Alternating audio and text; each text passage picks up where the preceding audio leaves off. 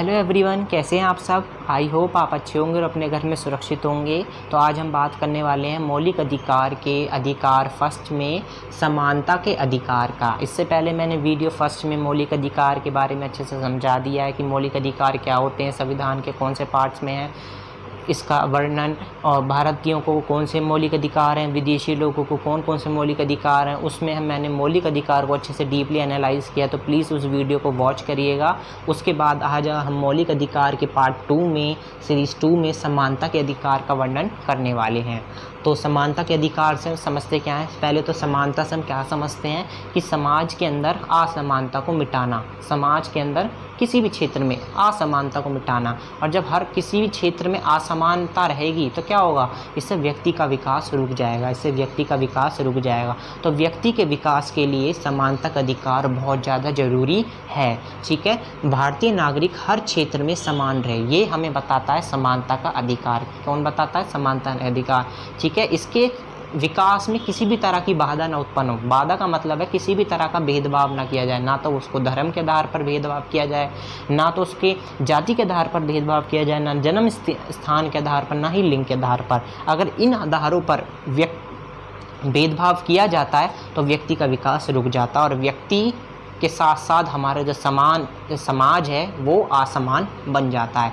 तो समाज में व्यक्ति के विकास के लिए समानता का अधिकार बहुत ज़्यादा ज़रूरी है। लॉस्की भी यही कहते हैं। लॉस्की क्या कहते हैं कि समाज के अंदर विशेष अधिकार वाला वर्ग न रहे, कि समाज के अंदर विशेष अधिकार वाला वर्ग न रहे। अगर समाज के अंदर विशेष अधिकार वाला वर्ग रहेगा तो समाज के अंदर क्या फैल जाएगी? असमानता फैल जाएगी। समाज के अंदर क्या फैल जाएगी? असमानता फैल जाएगी। और अब जब असमानता फैल जाएगी तो व्यक्ति के उन्नति के विकास में वो बाधा उत्पन्न हो जाएगी। ये हमारे कौन कहते हैं? लॉस्की कहते हैं कि विशेष अधिकार वाला वर्ग ना रहे और सबको उन्नति के समान अवसर प्राप्त हो। ठीक है, समानता के अधिकार का वर्णन हमें अनुच्छेद 14 से 18 में मिलता है कि अनुच्छेद 14 से लेकर और 18 हमें किस चीज़ के बारे में बताते हैं? समानता के बारे में बताते हैं। किसके बारे में बताते हैं? समानता। यानी अनुच्छेद 14, 15, 16, 17, 18 वो हमें समानता के अधिकार के बारे में बताते हैं। अब हम बात कर लेते हैं अनुच्छेद 14, 15, 16, 17, 18 की। अनुच्छेद 14, 15, 16, 17, 18 में क्या क्या प्रावधान दिया गया है। तो अनुच्छेद 14 क्या कहता है? विधि के समक्ष समानता। विधि को हम क्या कहते हैं? कानून भी कहते हैं। इसे कानून के समक्ष समानता भी कह सकते हैं अनुच्छेद 14 को, यानी इक्वालिटी बिफोर लॉ। इसमें क्या कहा गया है? इसमें बेसिकली कहा गया है कि राज्य सभी व्यक्तियों के लिए, यहाँ पर राज्य का मतलब क्या है? सरकार से है। राज्य का मतलब यहाँ पर क्या है? सरकार। क्या है यहाँ पर? सरकार से है। यानी जो सरकार होगी वो सभी व्यक्तियों के लिए एक समान ही कानून बनाएगी और एक समान ही लागू करेगी। ठीक है, क्योंकि कानून की नज़रों में क्या है? सब बराबर हैं। क्योंकि कानून कभी भी अमीर गरीब, छोटा बड़ा, धर्म, किसी भी के आधार पर भेदभाव नहीं करेगा। जब सरकार जब कानून बनाएगी तो सभी के लिए क्या बनाएगी? एक समान बनाएगी। तो इसमें कहा गया विधि के समक्ष समानता। विधि यानी कानून के समक्ष समानता, इक्वालिटी बिफोर लॉ, जिसमें कहा गया है कि राज्य सभी व्यक्तियों के लिए एक समान ही कानून बनाएगी और एक समान ही उनको लागू करेगी। अनुच्छेद 15 में क्या कहा गया? भेदभाव की मनाही। भेदभाव की यानी व्यक्ति को जीवन में किसी भी क्षेत्र में, व्यक्ति के जीवन के किसी भी क्षेत्र में भेदभाव नहीं किया जाएगा। ना तो उसके आधार, धर्म के आधार पर भेदभाव किया जाएगा, ना जाति के आधार पर भेदभाव किया जाएगा, ना ही किसी भी आधार पर भेदभाव नहीं किया जाएगा। इसमें किसमें कहा गया? अनुच्छेद 15 में, जो हमें बताता है कि व्यक्ति के जीवन के किसी भी क्षेत्र में भेदभाव नहीं किया जाएगा, ना तो जाति के आधार पर, ना धर्म के आधार पर, ना लिंग के आधार पर, ना जन्म स्थान के आधार पर, किसी भी आधार पर नहीं किया जाएगा। इसे प्रोविजंस ऑफ डिस्क्रिमिनेशन इंग्लिश में कहते हैं। अगला है अनुच्छेद 16, यानी लोक नियोजन में अवसर की समानता, जिसे हम कहते हैं equality of opportunity in matter of public employment. यहाँ पर लोक नियोजन, नियोजन का मतलब यहाँ पर किससे है? नियुक्ति से है। किससे है यहाँ पर बेटा? नियुक्ति से है। नियोजन का मतलब यहाँ पर नियुक्ति से है। ठीक है, यानी जब लोक नियोजन, यानी लोक नियोजन का मतलब है नियुक्ति। जब राज्य किसी भी व्यक्ति को पद के लिए चुनती है तो वो किसी भी आधार पर भेदभाव नहीं करेगी। यानी जब राज्य यानी मैंने बताया ना किससे होता है राज्य का संबंध? सरकार से। यानी सरकार जब व्यक्ति को किसी भी पद के लिए चुनती है तो वो किसी भी आधार पर भेदभाव नहीं करेगी, ना तो जाति के आधार पर, ना ही धर्म के आधार पर, किसी भी आधार पर भेदभाव नहीं करेगी। ये हमें कौन बताता है? अनुच्छेद 16 बताता है।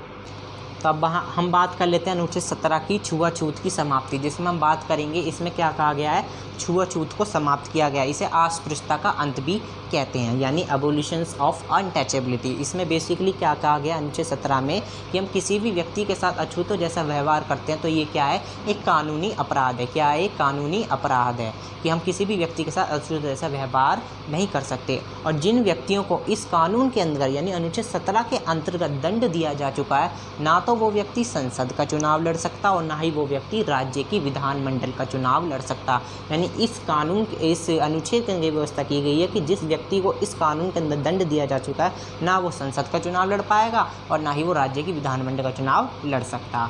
अनुच्छेद 18 क्या कहता है, उपाधियों की समाप्ति यानी एबोलिशंस ऑफ टाइटल। इसमें बेसिकली पद के ऊपर बात की गई है कि जब भारत का कोई भी नागरिक कोई विदेशी राज्य से उपाधि प्राप्त करता है, यानी विदेशी राज्य से कोई पद प्राप्त करता है, तो उसे राष्ट्रपति की आज्ञा लेनी पड़ेगी। पहला पॉइंट इसमें ये बनता है कि जब भारत का कोई भी नागरिक विदेशी राज्य से पद प्राप्त करता है तो उसे उसको राष्ट्रपति की आज्ञा लेनी पड़ेगी। वो बिना राष्ट्रपति की आज्ञा के बिना विदेशी राज्य की उपाधि प्रदान नहीं कर सकता।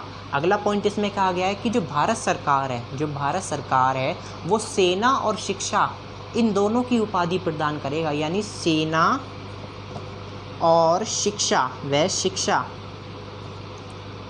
सेना और शिक्षा से संबंधी ही उपाधि प्रदान की जाएगी और कोई उपाधि प्रदान नहीं की जाएगी। यानी भारत सरकार सेना और शिक्षा को आधार पर ही उपाधि प्रदान करेगा, इसके अलावा कोई उपाधि प्रदान नहीं की जाएगी। उसके बाद हमारा अनुच्छेद 18 में क्या बात की गई है कि जो भारत सरकार है वो भारत रत्न, पद्म विभूषण, पद्म भूषण, पद्म श्री एवं सेना के द्वारा पद्म वीर चक्र आदि पुरस्कार दिए जाते हैं। यानी जो भारत सरकार के द्वारा जो पुरस्कार दिए जाते हैं, जैसे भारत रत्न, पद्म विभूषण, पद्म भूषण, सेना के द्वारा पद्म वीर चक्र, ये सारे जो पुरस्कार हैं वो अनुच्छेद 18 के तहत दिए जाते हैं। यानी अनुच्छेद 18 में ये भी व्यवस्था की गई है जितने भी पुरस्कार दिए जाते हैं वो अनुच्छेद 18 के तहत दिए जाते हैं। आई होप आपको समानता के अधिकार का जो कॉन्सेप्ट है वो अच्छा लगा होगा, जिसमें हमने बात करी अनुच्छेद 14 से लेकर 18 की। आपको 14, 15, 16, 17, 18 की जो मैंने जानकारी दी, आई होप मैंने अच्छी तरीके से समझा पाया हूँगा। ठीक है, इसके बाद की जो वीडियो यानी स्वतंत्रता के अधिकार का जो हम पार्ट लेकर आएंगे वो लेकर आएंगे मौलिक अधिकार की पार्ट 3 यानी सीरीज़ 3 में हम बात करेंगे मौलिक अधिकार के बारे में। तो ये वीडियो तो यहीं ख़त्म होती है। अगर आपको मेरा वीडियो अच्छी लगी हो तो उसको लाइक कीजिए, चैनल को सब्सक्राइब कीजिए और शेयर कीजिए।